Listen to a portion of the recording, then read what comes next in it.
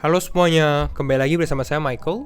Di video kali ini kita akan coba update keadaan market kripto.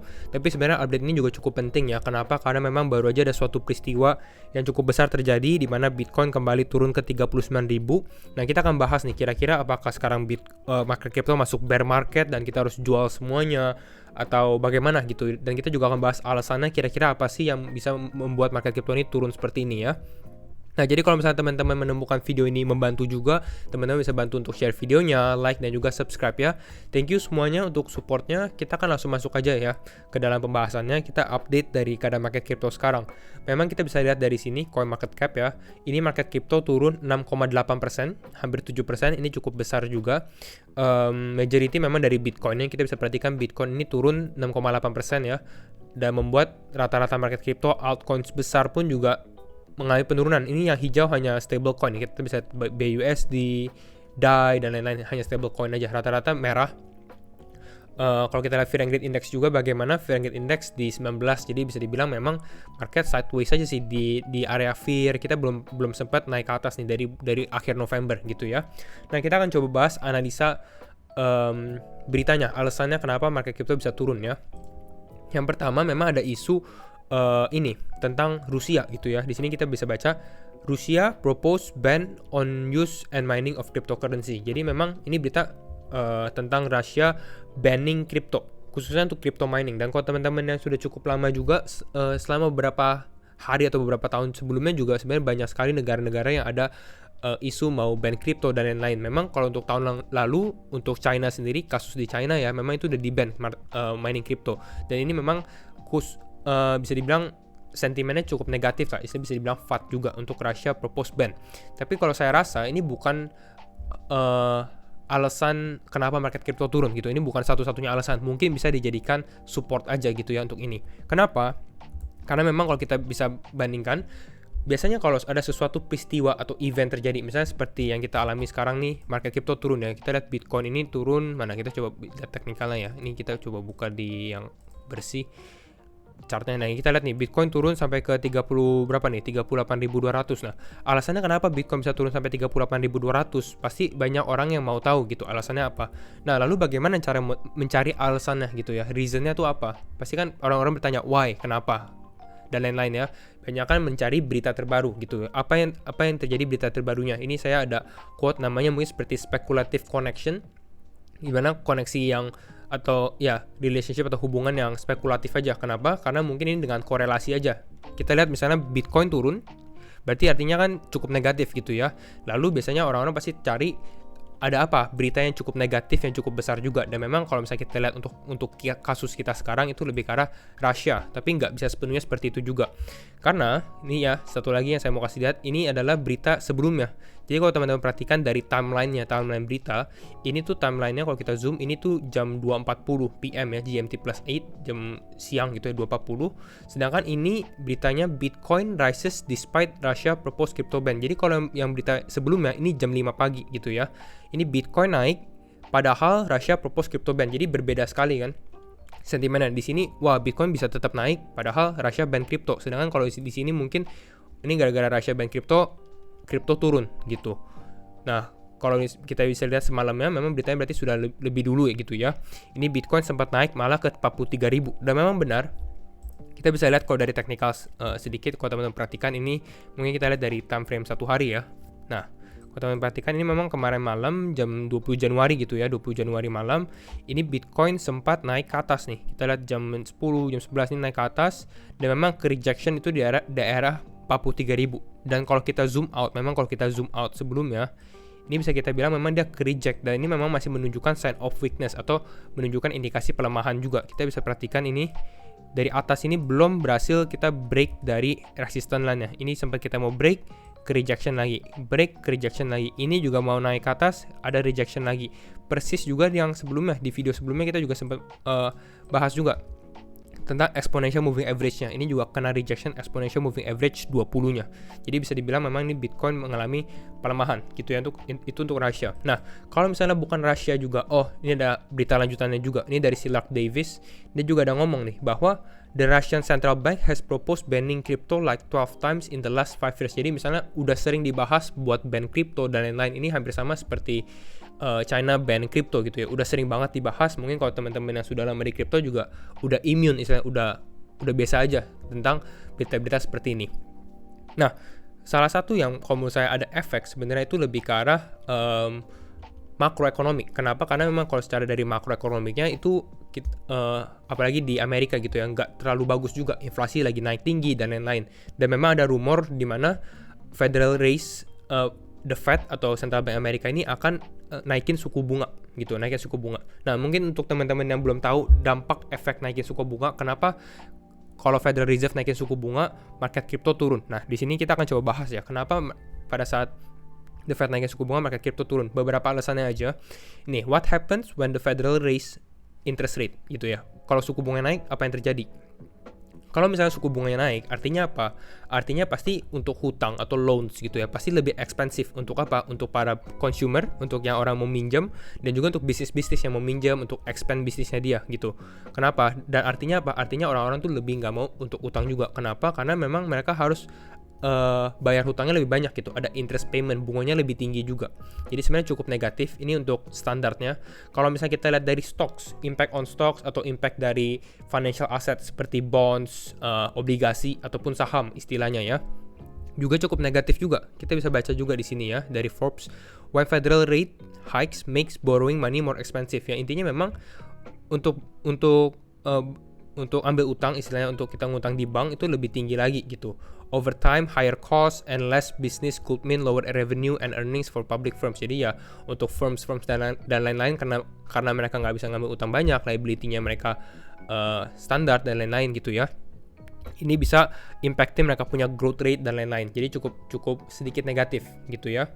Lalu kalau kita perhatikan lagi yang obvious juga, yang sangat-sangat jelas itu dimana kalau misalnya Federal Reserve naikin suku bunga, artinya lebih banyak orang akan memasukkan mereka punya cash atau mereka punya funds itu ke dalam ke dalam bank gitu. Kenapa? Karena ya bunganya tambah tinggi gitu kan naikin suku bunga, jadi deposit di bank itu tambah tinggi. Jadi bank itu sebenarnya cukup diuntungkan juga sih sebenarnya dengan kenaikan suku bunga.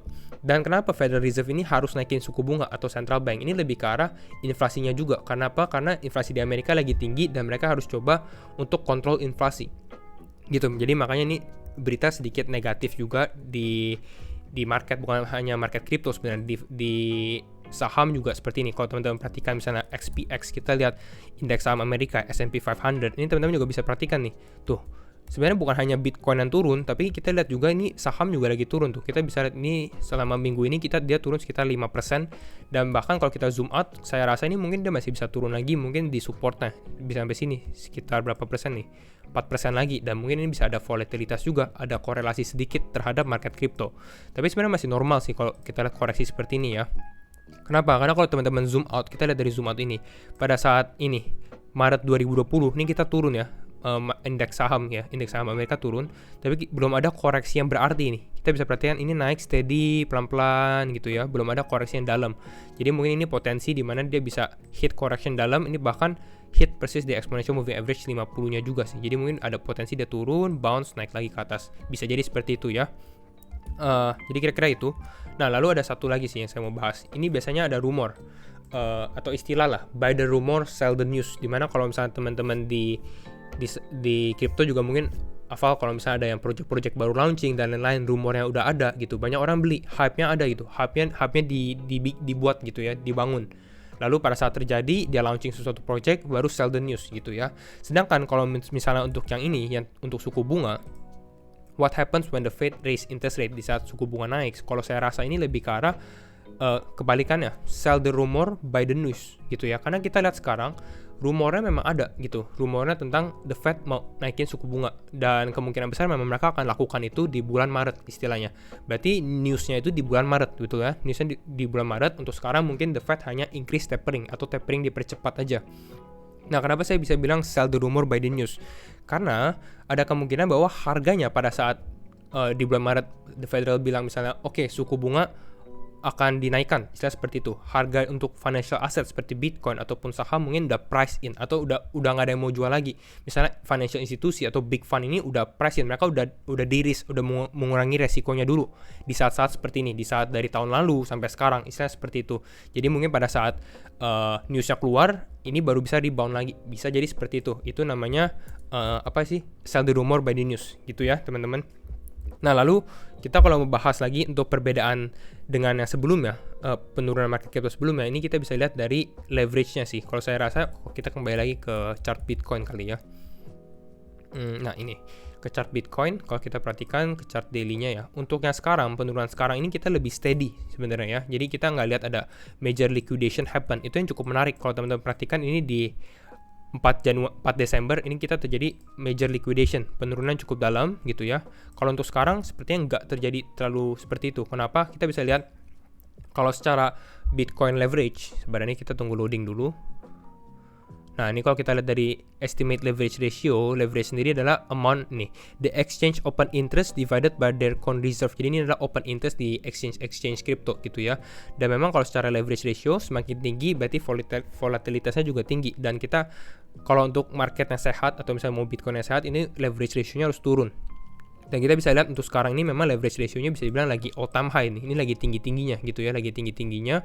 Dan mungkin nggak akan turun untuk yang sekarang. Kenapa? Karena saya lihat kita lihat dari total liquidation punya data ya di sini, dimana kita bisa perhatikan bahwa untuk dalam 12 jam terakhir yang terkena liquidation ini hanya sekitar 500 juta dolar. Apakah besar? Sebenarnya cukup besar. Tapi kalau kita bandingkan dengan peristiwa yang kita alami di bulan 4 Desember di sini gitu ya, ini perbandingannya tuh cukup jauh gitu ya. Kalau teman-teman perhatikan, ini yang untuk sekarang sekitar 500 juta dolar atau 700-an dolar untuk dalam 24 jam. Kalau kita perhatikan yang di bulan Desember 4 nih pada saat kita bikin video, ini dia tuh udah 12 jamnya tuh berapa banyak liquidationnya? 1,77 miliar dolar gitu ya. Untuk 24 jam 2,58 miliar dolar. Jadi istilahnya untuk sekarang sih nggak terlalu banyak open posisi yang kena likuidasi. Kira-kira seperti itu.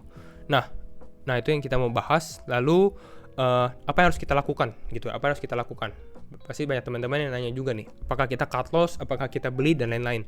Untuk sekarang kalau misalnya untuk cut loss, lebih baik sih pertanyaannya adalah apakah teman-teman punya dana yang masuk ke dalam kripto itu dana dingin atau enggak. Hopefully sih semuanya dana dingin gitu ya, karena kita sudah patenkan lebih baik dana dingin kalau masuk kripto karena memang volatilitasnya tinggi. Nah, kalau untuk cut loss sendiri, kalau menurut saya ya, kalau misalnya teman-teman, let's say teman-teman beli Bitcoin di atas ini gitu ya, dan sekarang teman-teman masih hold, ya lebih baik di hold aja, karena ini kita lihat ini penurunannya juga sudah cukup dalam gitu ya. Kecuali teman-teman trading sebentar doang, ini udah turun 34%, terus teman-teman baru cut loss sekarang, dan untuk sekarang pun masih ada potensi mungkin dia bisa reversal lagi gitu. Untuk yang kalau misalnya cut loss lebih baik sih hold, apalagi kalau project-project yang teman-teman believe atau percaya untuk kedepannya juga seperti Bitcoin, Ethereum, Solana, dan lain-lainnya gitu ya. Lalu kalau untuk beli sekarang, sebenarnya kalau untuk beli sekarang sih sebenarnya cukup menarik juga sih. Tapi kalau untuk sekarang kita bisa lihat dari sini, di mana level supportnya awal kita sudah sempat bilang dalam beberapa video terakhir ini sudah jebol gitu ya. Jadi kalau teman-teman mau beli boleh, tapi kalau saya sendiri pribadi nggak terlalu agresif gitu ya. Mungkin hanya sekitar dari total fund 10-20% dulu. Kita lihat dulu bagaimana market bergerak lah beberapa hari ke depan ini. Dan kalau mau beli pun lebih ke arah koin-koin yang berfundamental kuat. Yang mana? Karena ini motonya juga nih, harga bisa berubah tapi fundamental tetap sama gitu. Jadi kita cari kripto-kripto yang awalnya kita lihat, wah ini fundamentalnya bagus tapi harganya udah tinggi banget nih. Nah sekarang harganya semua turun, nah kita cari nih yang kita lihat fundamentalnya kuat tapi harganya murah. Contohnya kalau saya lebih ke arah yang blue chip dulu ya. Kalau untuk sekarang lebih aman untuk main yang koin-koin besar, misalnya seperti Solana, ini juga cukup terkoreksi juga sih, 33%. Avalanche juga cukup menarik, Matic dan lain-lainnya gitu. Teman-teman bisa perhatikan, atau Polkadot, itu tergantung preferensi teman-teman juga. Kira-kira seperti itu sih. Tapi kalau kita bahas juga, terakhir kita bahas teknikalnya juga ya. Ini yang sempat kita ada bahas juga, yaitu apa? Nah, yaitu adalah skenario di sini. Skenario di mana Bitcoin ini bisa mengalami skenario yang sama di bulan Juli gitu ya. Ini yang kita ada copy. Dan memang kalau untuk sekarang, ini untuk skenario ini sempat masih playing out sih. Kita bisa perhatikan, kita sempat bilang mungkin ada potensi Bitcoin-nya turun. Dan ini memang potensi sekarang Bitcoin turun. Jadi kalau misalnya skenario ini playing out, harusnya dalam beberapa hari ke depan kita bisa mengalami kenaikan sih. Itu yang harus teman-teman perhatikan juga ya. Tapi untuk sekarang tadi kita sudah bahas juga apa yang harus dilakukan dan lain-lain. Hopefully teman-teman mendapatkan informasi baru juga gitu dari video ini ya. Nah, kalau misalnya teman-teman yang nonton sampai akhir video mungkin bisa komen petir atau thunder gitu. Jadi saya tahu siapa yang nonton sampai akhir. Dan ya jangan lupa untuk share videonya, like dan juga subscribe. Thank you semua for watching. See you in the next video. Bye bye.